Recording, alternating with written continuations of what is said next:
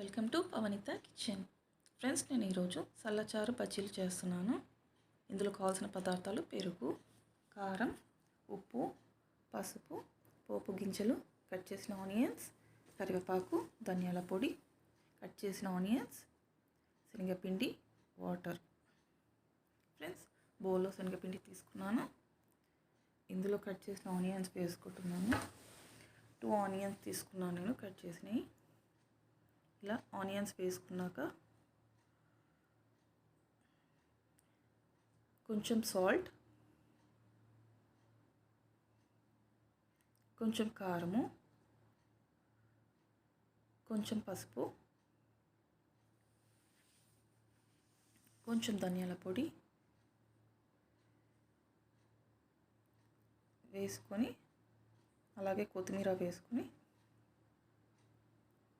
Mix చేసుకోవాలి. పిండికి అంతా పట్టేలా మిక్స్ చేసుకోవాలి.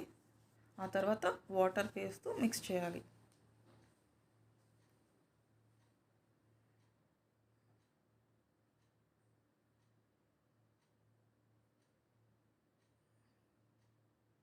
ఇలా మిక్స్ చేసి పెట్టుకున్నాక దీన్ని 2 మినిట్స్ అలా ఉంచుకోవాలి. ఈలోపు నేను ప్యాన్లో ఆయిల్ పోసుకున్నాను. లైట్ ఆన్ చేస్తున్నాను. సో ఇంకొంచెం ఆయిల్ యాడ్ చేస్తున్నాను.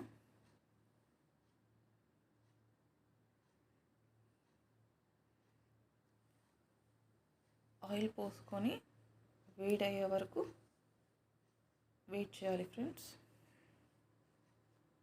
ఆయిల్ హీట్ అయింది. బాల్స్ లాగా వేసుకుంటున్నాను పిండిని. ఇలా పిండిని మొత్తం బాల్స్లా రౌండ్గా వేసుకోవాలి. ఫ్రెండ్స్, సల్లచారు బజ్జీలు చాలా టేస్టీగా ఉంటుంది. ఈ రెసిపీ మీరు కూడా ట్రై చేయండి. లాస్ట్ వరకు చూసి ఈ రెసిపీని ఇంట్లో మీరు ట్రై చేసి కామెంట్లో మెన్షన్ చేయండి. ఈ రెసిపీ పిల్లలకైతే చాలా బాగా నచ్చుతుంది. పెరుగు ఇష్టపడే వాళ్ళకు కూడా చాలా నచ్చుతుంది. ఇలా ఈ కలర్ వస్తే చాలు ఫ్రెండ్స్, లైట్ గోల్డెన్ కలర్ వస్తే చాలు. ఫ్రై అయిపోయినట్టే. తర్వాత వీటిని ప్లేట్లోకి తీసుకుంటున్నాను.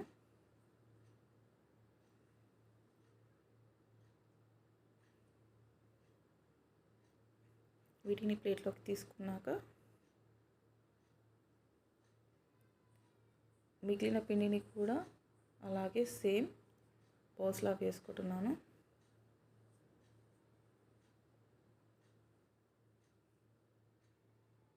తర్వాత శనగపిండి గిన్నెలో వేసుకొని దీన్ని వాటర్ పోస్తూ మిక్స్ చేయాలి. ఫ్రెండ్స్, ఎక్కడ కూడా ఉండలు లేకుండా బాగా కలపాలి.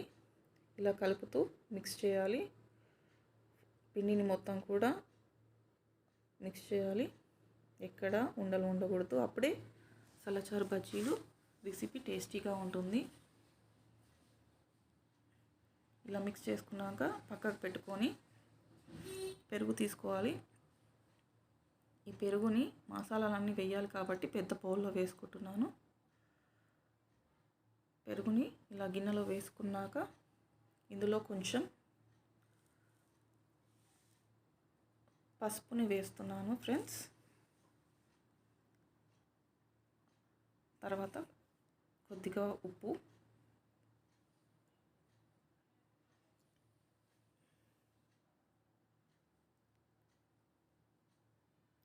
కొంచెం ధనియాల పొడి,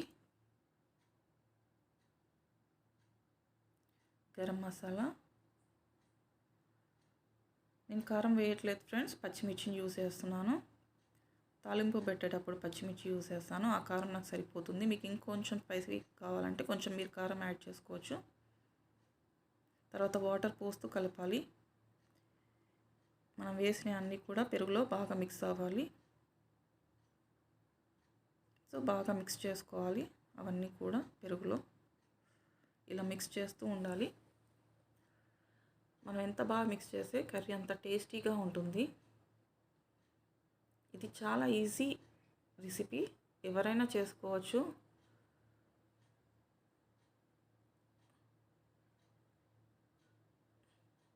సో ఇలా పెరుగుతో వెరైటీగా తినడం చాలా బాగుంటుంది, టేస్టీగా ఉంటుంది. వేసవిలో రోజు మజ్జిగన్నం తింటాము. సో వారంలో ఒకసారి ఇలా చేసుకొని తింటే బాగుంటుంది. ఇప్పుడు ఈ పిండిని నేను ఇందులో మిక్స్ చేస్తున్నాను. దీన్ని కూడా బాగా మిక్స్ చేసుకోవాలి ఫ్రెండ్స్. పెరుగులో మొత్తం కూడా పిండి మిక్స్ అయిపోవాలి. ఇలా మిక్స్ చేస్తూ ఉండాలి. ఇలా మిక్స్ చేసుకొని ఎక్కడ కూడా ఉండలు రాకుండా బాగా మిక్స్ చేసుకోవాలి. తర్వాత నేను స్టవ్ ఆన్ చేసుకొని ప్యాన్ తీసుకొని పెట్టుకున్నాను. ఇందులో కొంచెం ఆయిల్ పోసుకోవాలి. ఆయిల్ పోస్తున్నాను. ఆయిల్ పోసుకున్న తర్వాత ఆయిల్ హీట్ అయ్యాక ఇందులో కొంచెం పోపు గింజలు వేయాలి.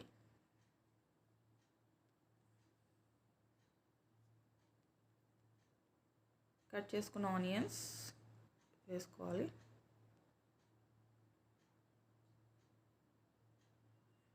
ఇలా ఆనియన్స్ వేసుకున్నాక 1 మినిట్ ఫ్రై అవ్వాలి ఆనియన్స్ ఆయిల్లో. ఆ తర్వాత పచ్చిమిర్చి, కరివేపాకు వేసుకొని ఇవి కూడా ఫ్రై అవ్వాలి. ఒక 1 మినిట్ చాలు.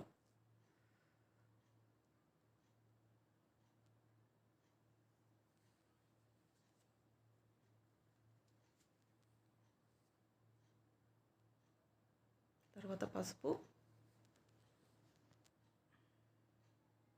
వేసి కలపాలి. మంచి కలర్ రావాలంటే మనం ఇందులో కూడా పసుపు కొంచెం యాడ్ చేసుకోవాలి. తర్వాత చాలు ఫ్రెండ్స్, ఫ్రై అయిపోయాయి. ఇలా ఫ్రై అయితే చాలు. ఇప్పుడు మనం కలిపి పెట్టుకున్న పెరుగుని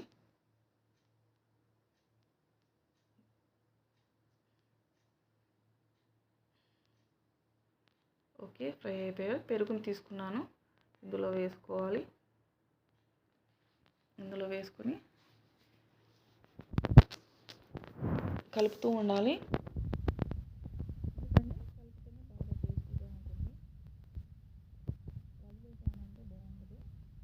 పొంగొచ్చే వరకు కలపాలి.